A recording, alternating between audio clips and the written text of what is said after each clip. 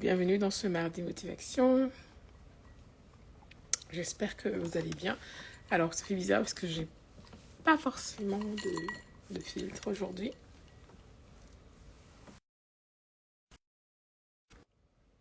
Bizarre. Donc aujourd'hui on va parler de comment de pauvre aujourd'hui tu peux devenir riche. La richesse c'est quelque chose que l'on devient. Ok, c'est pas forcément quelque chose que l'on est. Parce qu'on a de l'argent, mais on le devient par la personne que l'on devient. Donc, j'ai dit qu'on le devient, donc on le devient par la personne que l'on devient. Et ça, c'est une définition beaucoup plus ancienne qui remonte à la vraie définition que Napoléon Hill a donnée, la définition d'origine, qui vient non pas du livre Think and Grow Rich, mais d'un livre beaucoup plus ancien. Et si je retrouve le titre du livre, je le mettrai pour le moment en inbox, ou si quelqu'un veut savoir le titre d'où s'inspire Think and Grow Rich. Le titre qui formule pour la première fois cette idée que l'on devient riche par la personne que l'on devient, et non pas par forcément l'extérieur, mais de l'intérieur.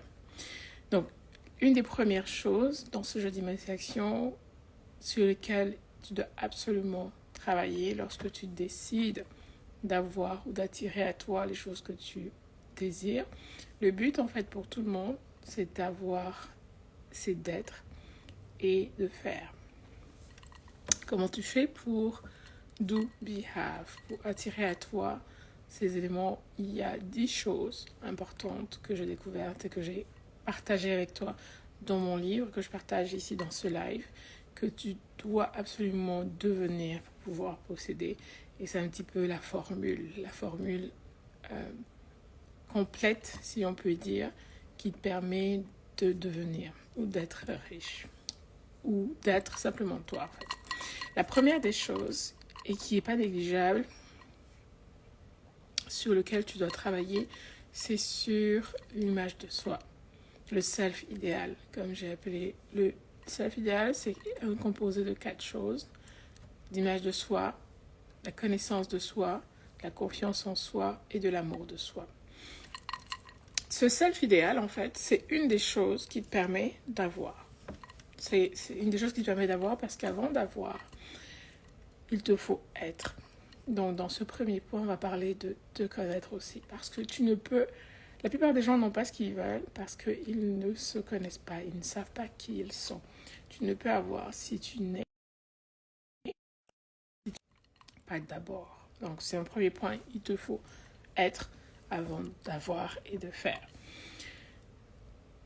Et l'identité dont je te parle, c'est pas forcément l'identité extérieure, comme je te dis tantôt dans d'autres lives, mardi ou jeudi motivation, c'est pas l'identité de ton nom, donc ton nom où tu t'identifies, mais c'est l'identité au fond de toi.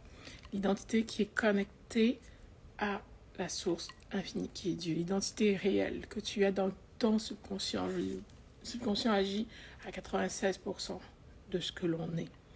Donc, cette identité propre qui est vraiment la tienne, ton identité réelle. J'ai un petit peu ce côté rempli parce que j'étais chez le dentiste ce matin.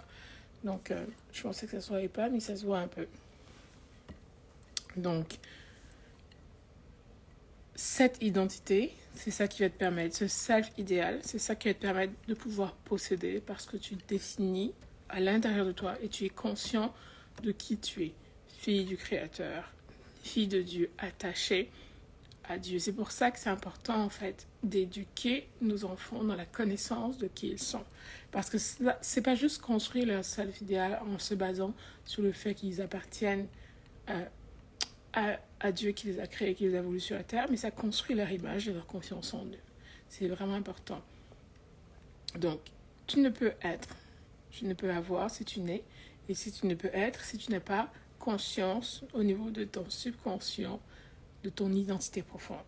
Donc, au niveau de l'image de soi, l'amour de soi, la confiance en soi, toutes les choses, les 4 points dont on a évoqué tout à l'heure. Donc, pour posséder, il te faut travailler sur cette image de soi. Et l'image de soi, la confiance en soi, l'amour de soi, vient lorsque je crée cette réelle connexion avec qui je suis. C'est le premier point. Ceux qui prospèrent, ceux qui ont ce que tu désires dans leur vie, ont une bonne image, acceptation de soi. Appelle ça comme tu veux, estime de soi.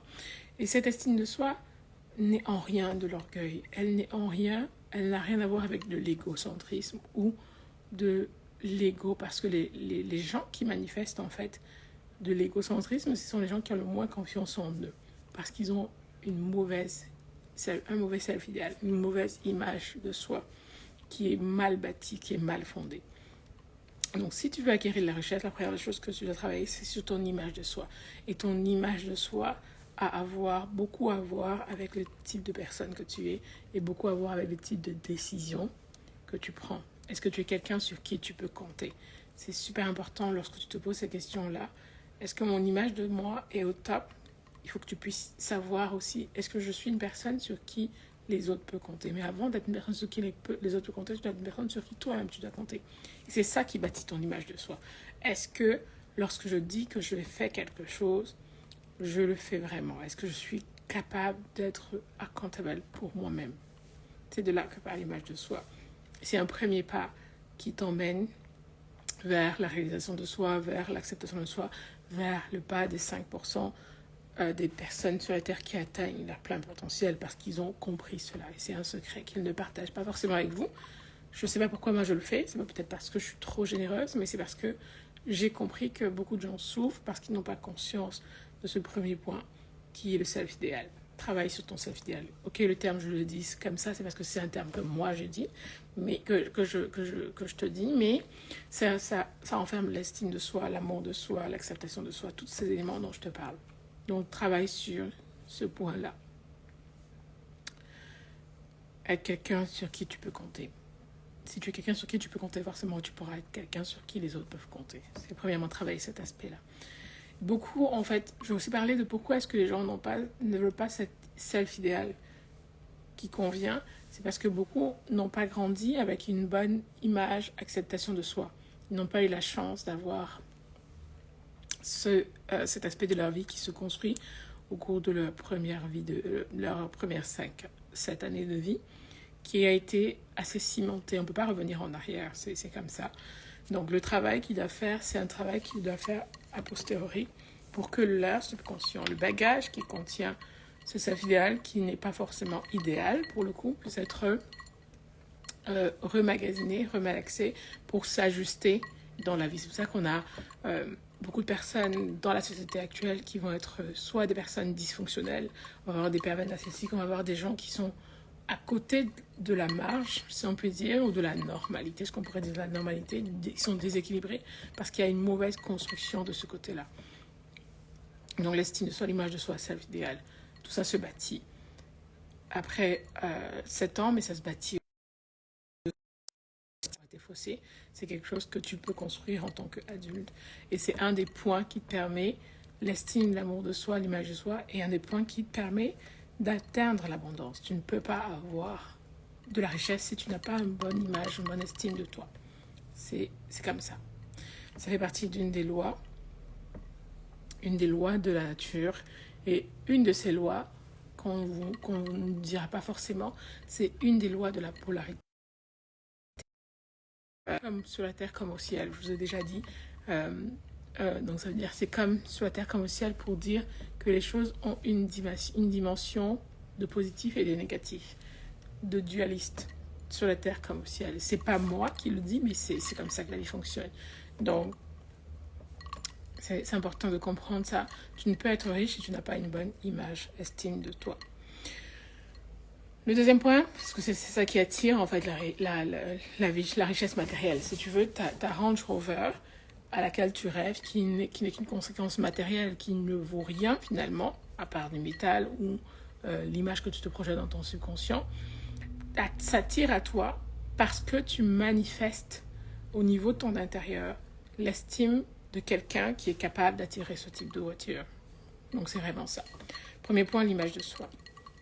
La deuxième des choses que j'ai découvert après le fait d'avoir, que j'ai découvert qui te conduit à la richesse, c'est quelque chose qui est non négociable. Ça, c'est la loi des reins, j'en parle de temps en temps, la loi de cause à effet. C'est la loi des reins qui dit que dans la vie, dans l'univers, toute chose a une cause et un effet. La première personne qui parle de la loi de cause à effet, c'est Aristote.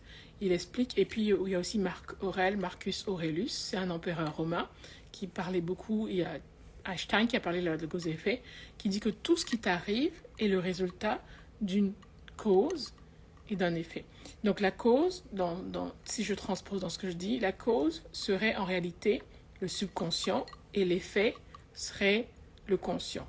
Or, le subconscient est responsable de 96% de ce que tu es, de ce que tu fais. Si ta cause, la cause par exemple pour pouvoir attirer la richesse, une des causes de la richesse, c'est rendre service aux autres.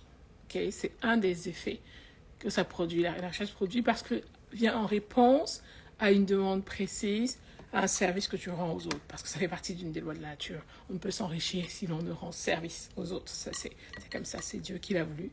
C'est comme ça. Donc, tu dois pouvoir avoir cette idée de cause et d'effet. Et il n'y aura pas de résultat si la cause qui produit le résultat n'est pas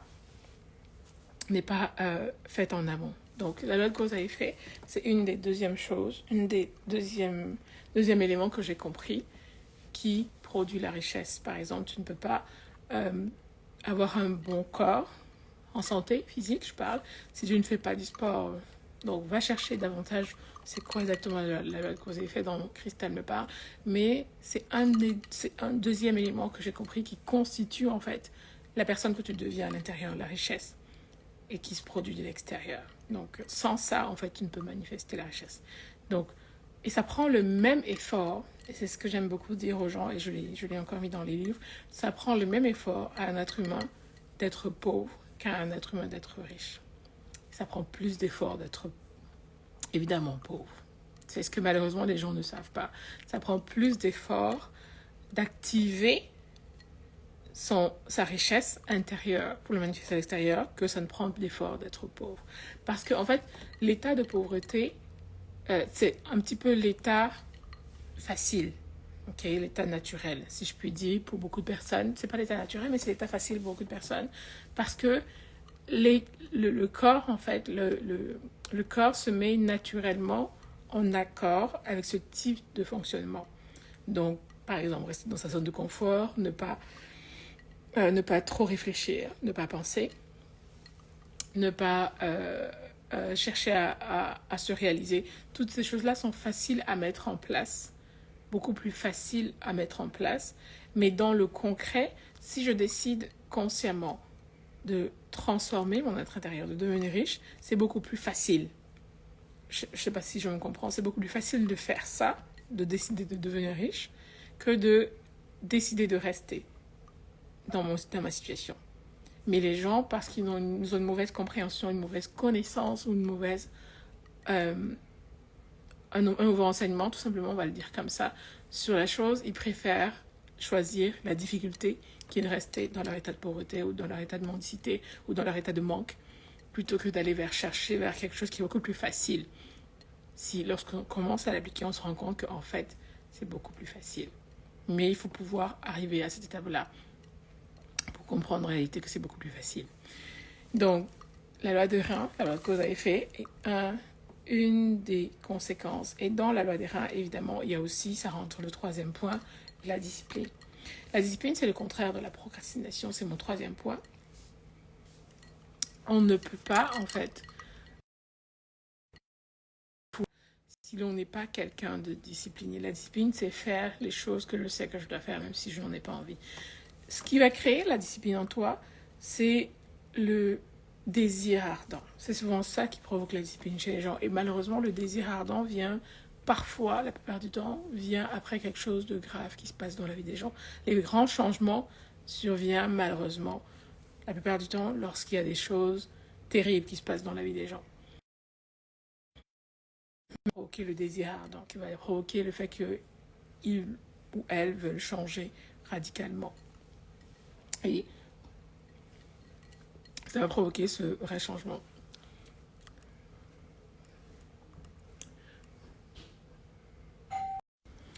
Donc c'est ça, c'est la discipline. Parce que c'est ça qui permet de faire que les choses soient faites en fait. La discipline, c'est faire ce que je sais que je dois faire et non parce que j'en ai envie. Et c'est ça qui vous permet en fait d'appeler à vous les conséquences de la loi des reins. Par exemple, avoir une discipline alimentaire sur ce que je mange. Parce que la santé fait partie, ça sera peut-être le 5e point, des éléments de la richesse.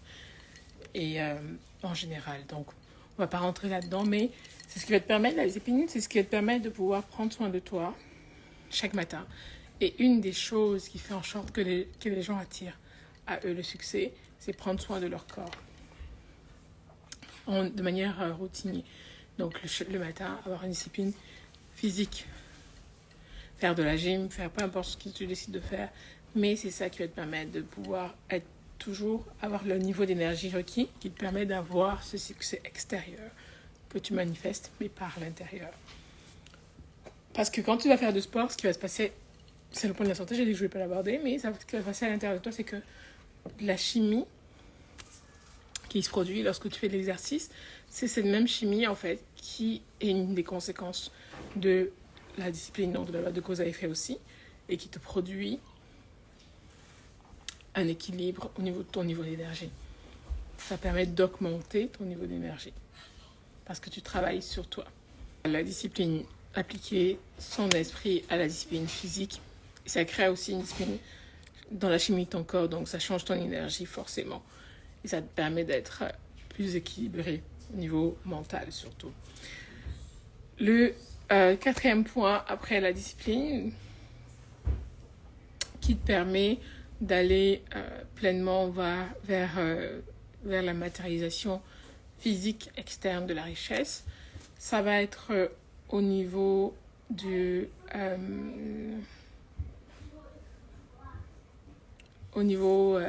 le 4e point, ça va être au niveau de, justement, je vais parler de la santé, après on va rebondir sur le 5e point, au niveau de ta santé.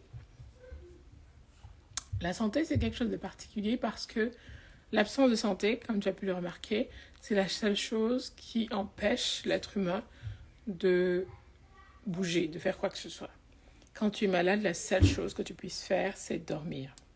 Littéralement. Tu ne peux rien faire parce que ton esprit, ton corps n'est pas dans la condition idéale pour faire quoi que ce soit. C'est le seul moment où ton corps t'impose un arrêt total.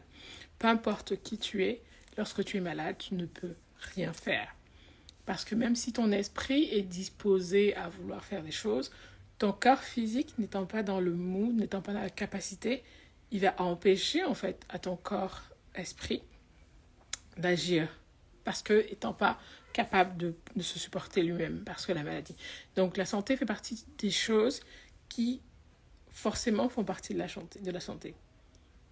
Qui font partie de la richesse, pardon. Absolument. Donc ta santé, c'est pour ça que tu verras beaucoup de gens qui te parlent comme moi, par exemple, de succès ou de réussite dans sa vie en général, vont beaucoup mettre un accent sur la santé, sur le fait d'être en bonne santé, de prendre soin de soi, parce que c'est un petit peu ce qui conditionne le fait que tu puisses continuer d'avancer. Donc c'est vraiment important de comprendre ce point. Le 4e point, c'est un point super important. Le 5e point, qui est totalement relié, dans la loi de la correspondance. La loi de la correspondance qui est aussi un des principes fondamentaux qui est lié à la richesse. Parce que en fait, comment dire ça? La richesse matérielle obéit à des principes, ok? Qui sont en fait un petit peu des principes fondamentaux, c'est-à-dire que tu veux le résultat. Mais dans ces principes, il y a des principes fondamentaux, un peu comme les fondations. Par exemple, la discipline fait partie d'un des principes fondations, ok? Parce que ça rentre dans le cadre de la loi des reins. Ça fait partie d'un des principes fondations, comme la loi de cause à effet. La loi de la correspondance aussi. La santé, dont je vous ai parlé, elle, c'est une attitude. Donc, c'est un caractère, une attitude de la réussite qu'on doit avoir, une attitude de prendre soin de soi. Donc, ça, c'est pas une loi fondateur, mais ça fait partie d'un pilier.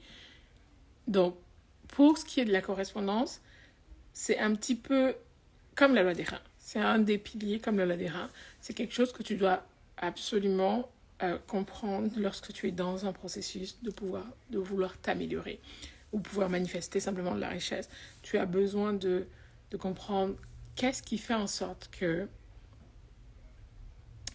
telle chose m'arrive et telle chose m'arrive en retour. La loi de la correspondance, c'est un petit peu la loi qui te dit que toute chose égale par ailleurs. C'est un petit peu comme ça que je vais la traduire parce que c'est un peu plus complexe que ça à expliquer.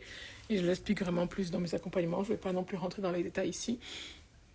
Mais c'est un petit peu ça. Donc, il y a toujours une correspondance à ce que tu fais, que tu le saches ou pas, qui est bénéfique, et une correspondance à ce que tu fais qui a un pendant négatif. C'est un petit peu ça la correspondance. Tout ce que l'on fait a un côté positif et tout ce que l'on fait a un côté négatif. C'est pas comme la loi de la polarité. C'est vrai que ça se ressemble un peu, mais c'est pas tout à fait la même chose. La loi du plus et du moins. La loi de la correspondance. Donc c'est vraiment un élément important qu'il faut comprendre. Tout ce que ça implique, je ne vais pas forcément parler de ça aujourd'hui parce que c'est long, ça serait long sinon, notre mardi motivation. J'essaye de les écourter le plus possible, j'en fais de trop. Je trouve que j'en fais de trop, des mardis motivation beaucoup trop loin. Non, trop long, pardon. Alors, le 6e point, c'est ta pensée. Un élément super important. Je ne sais pas le nombre de fois que je vous ai dit que la pensée est créative et créatrice. Mais aujourd'hui, j'ai plus axé aussi sur l'imagination. Une des choses, en fait, qui te donne du pouvoir, lorsque tu es dans un processus d'accroître ton pouvoir, d'accroître ton être, ton intelligence, ta richesse, de devenir riche. Je vous ai bien dit, ma définition de la richesse, ce n'est pas forcément les biens matériels. Ton mécanisme de pensée, ton système de pensée est au cœur. En fait, ça fait partie... là encore, j'hésite entre un des piliers. Oui, ça fait partie d'un des piliers, comme la loi de cause à effet, comme la loi de correspondance. Ça fait partie d'un des piliers de l'enrichissement, de la richesse. La manière dont tu penses est un pilier, parce qu'en réalité, ce que tu penses va créer en toi le 6e point, qui sont les émotions. Donc, on va parler de ça après. Les émotions, et ces émotions vont passer ensuite à l'action. Ça va créer une chimie de l'action. Ok? Donc, c'est ça que des fois, je donne une définition un peu bizarre de l'énergie. Je dis l'énergie, ce sont les émotions en mouvement. Parce que c'est ça qui crée l'action, en fait. Et pour faire simple, en fait, ton système de pensée va, en fait, te conduire à la richesse ou au self-sabotage. Si tu as un système de pensée négatif, ça va te conduire au self-sabotage. Et une des choses qui conduit les gens à rester dans leur état de pauvreté, qui est beaucoup plus difficile, que je t'expliquais tantôt, à faire, c'est leur système de croyance, leur système de pensée. 96%, je dis parfois 95, 96, mais 96% de ce que nous pensons, de ce que nous faisons, se situe au niveau de notre subconscient. Et malheureusement, beaucoup d'entre nous, avec ces 96%, ont un système de pensée négatif, système de pensée dans l'autosabotage, dans le « je ne suis pas capable ». Tu vois que l'identité, qui est un des principes fondamentaux, revient. Je ne suis pas capable. Souvent, c'est lié à « on ne fait pas ça, on n'a jamais vu ça chez nous ». il n'y a personne qui a jamais fait ça chez nous.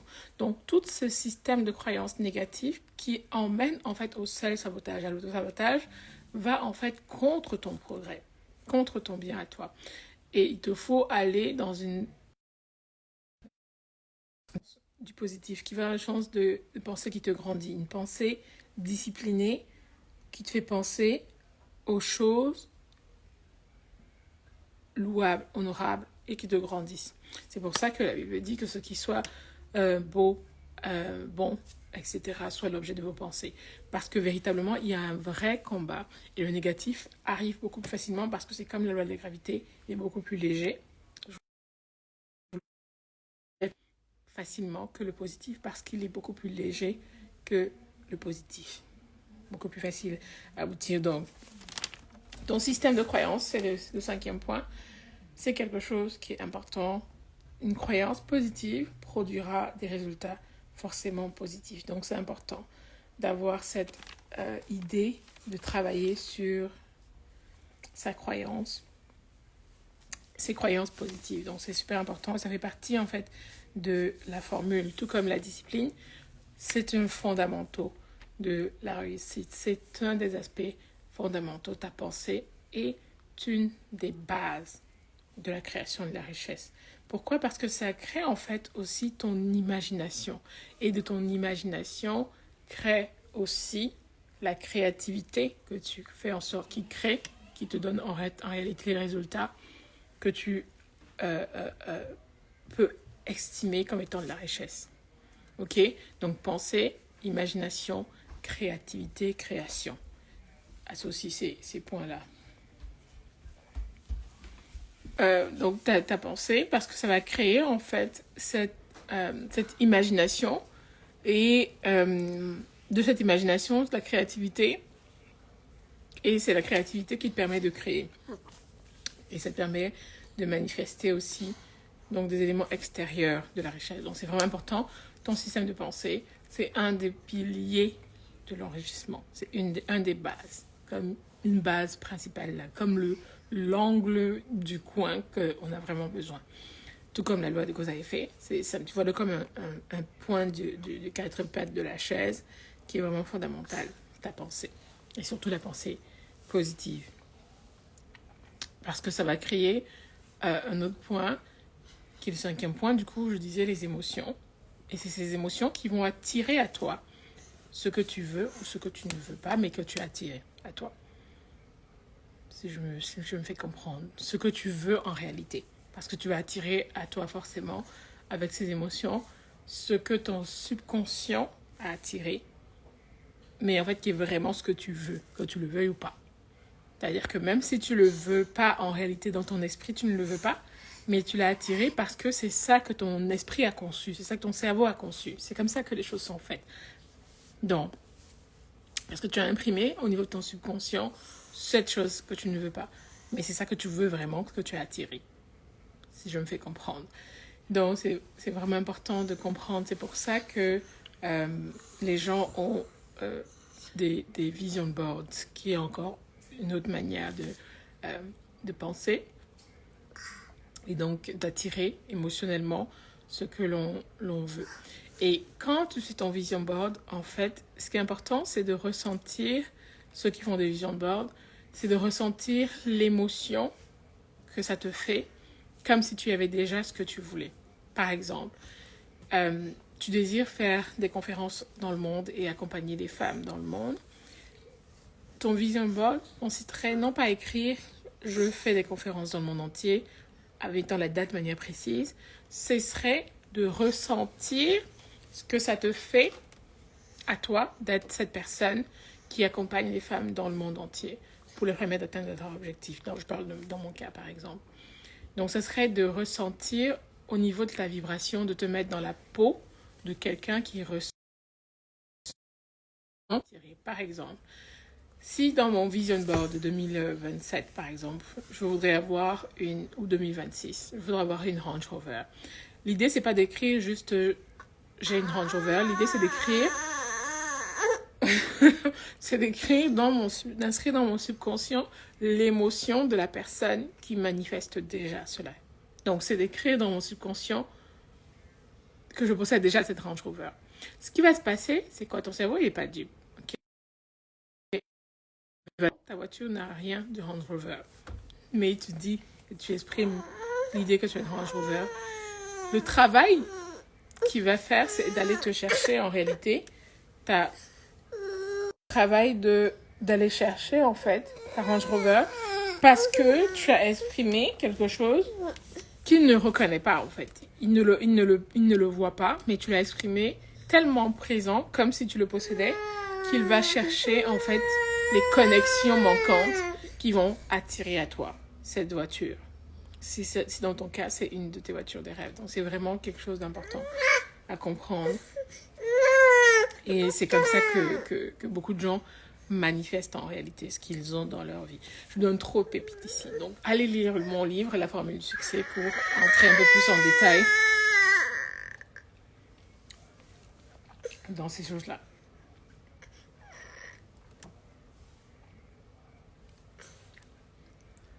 Bon, c'est vraiment ça. Allez lire plus en détail pour entrer vraiment plus dans le détail de ces choses-là dont je viens de parler au niveau du subconscient et de la manière dont notre cerveau fonctionne par rapport à la pensée positive et créative et l'imaginaire. Le 6e point, après les émotions, je vous ai dit, un des peut se victimiser, c'est la responsabilité. La responsabilisation, je ne sais pas comment dire ça.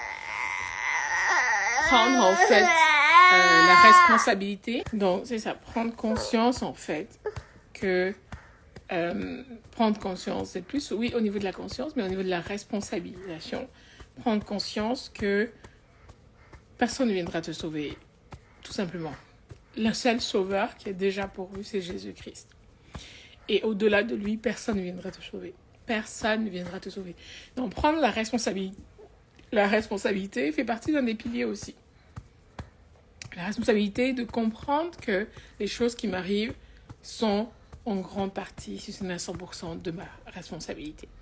Et donc, une fois que j'ai pris conscience, ça me permet en fait de comprendre quels sont les mécanismes qu'il y a derrière et de pouvoir ajuster en fait ma vie à ces choses-là. Donc, c'est vraiment le 6e point et c'est vraiment un point important de prendre cette responsabilité. Et ça doit être très clair pour toi que c'est quelque chose qu'il faut travailler. Le 7e point, qui est un point super important, qui n'est pas le point le plus facile à mettre en œuvre, c'est pouvoir imprimer sa vision, écrire la vision. Je vous donnais un petit peu une petite piste tout à l'heure. Écrire la vision, c'est juste en fait pouvoir identifier vos objectifs et une manière simple que moi je vous montre et que je fais dans mes accompagnements, c'est vraiment pouvoir le dire en 2-3 secondes, quelles sont les 3 choses les plus importantes dans chacun des domaines de ta vie. Quand je parle des domaines, c'est professionnel, familial, personnel, social, etc. Si en 3 secondes, tu devrais dire quelles sont les 3 choses les plus importantes. C'est par ce mécanisme-là qui te permet de trouver en fait quelles sont les choses, les objectifs les plus importants, les 3 objectifs les plus élevés de ta vie. Si tu as 3 secondes pour m'écrire, si je te dis tu as 3 secondes pour m'écrire tes 3 objectifs les plus importants, tu vas le faire en 3 secondes. Donc c'est vraiment 3 secondes qui te permet de déterminer quels sont tes objectifs les plus importants. Et c'est même si on te donnait une demi-heure, ça serait les mêmes objectifs que tu mettrais. Parce que c'est ce qui vient au fond de toi, réellement.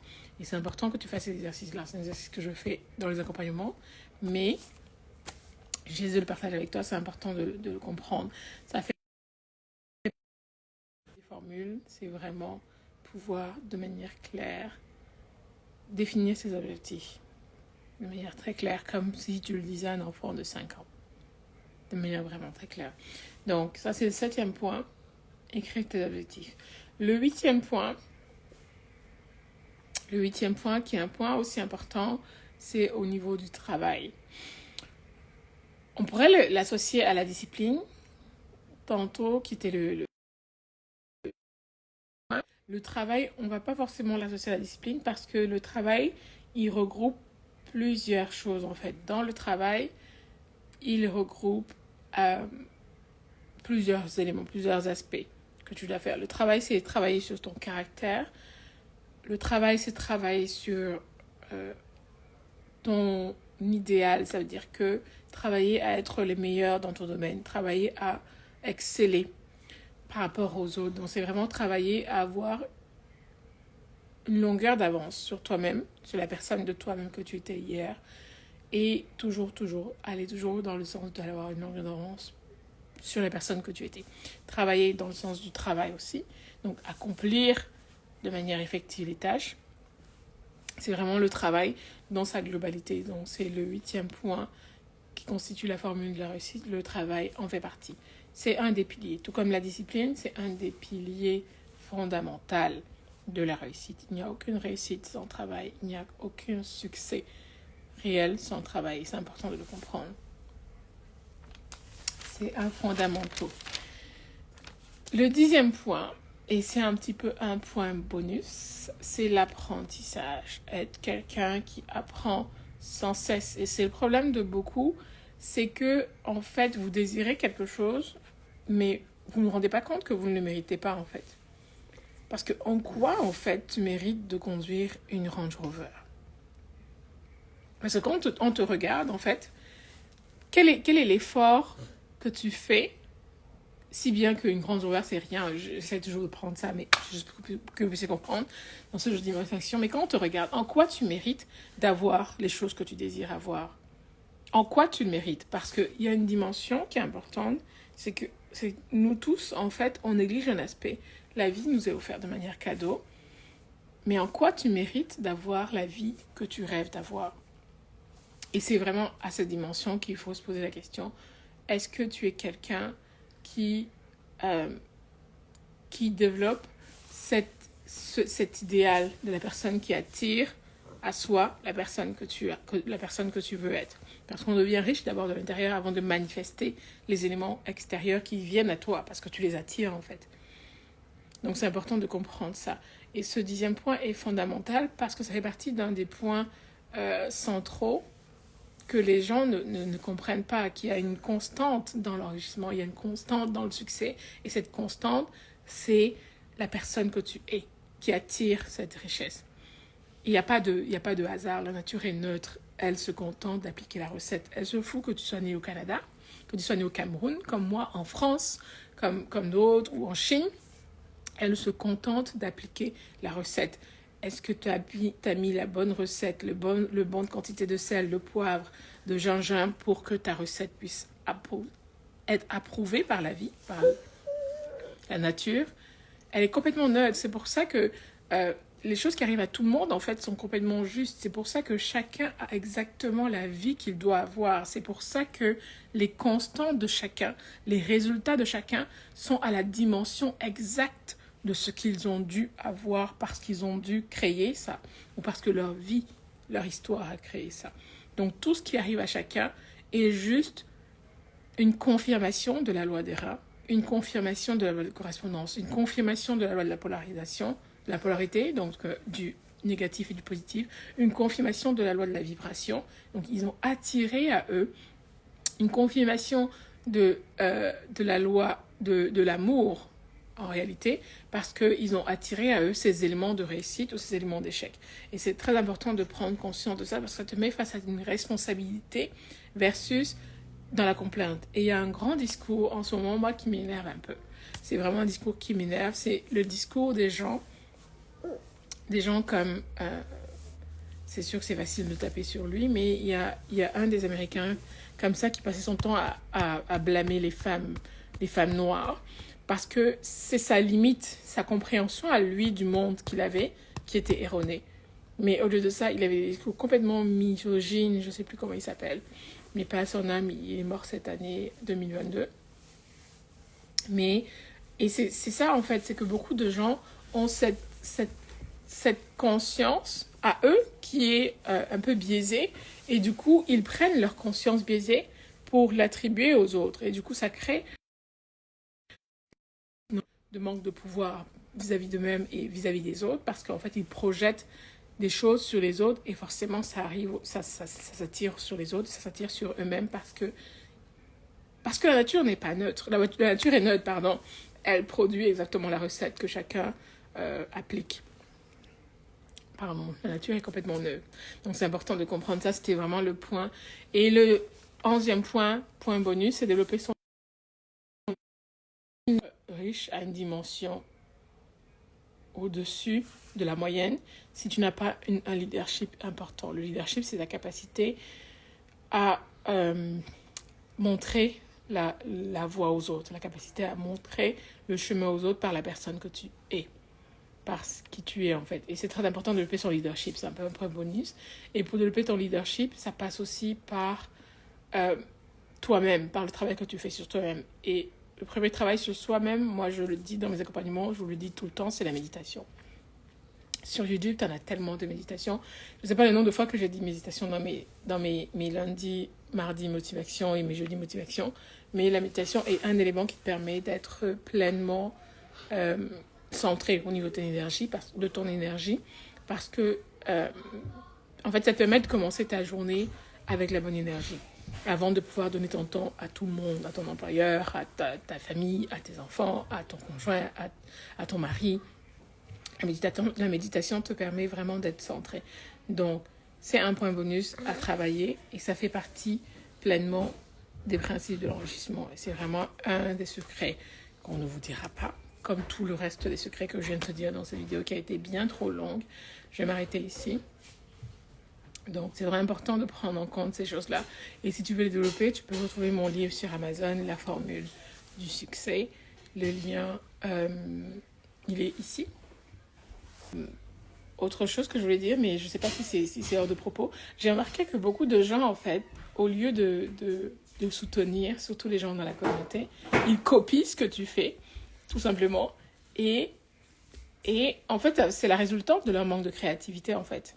Manque de créativité, manque de... je ne sais pas quoi dire, d'imagination. Manque d'imagination. Donc, ils vont pas forcément te soutenir, mais ils vont juste copier ce que tu fais pour les reproduire. Je prends un exemple très simple. L'exemple des agendas. Quand j'ai sorti mes agendas, j'ai vu beaucoup de gens qui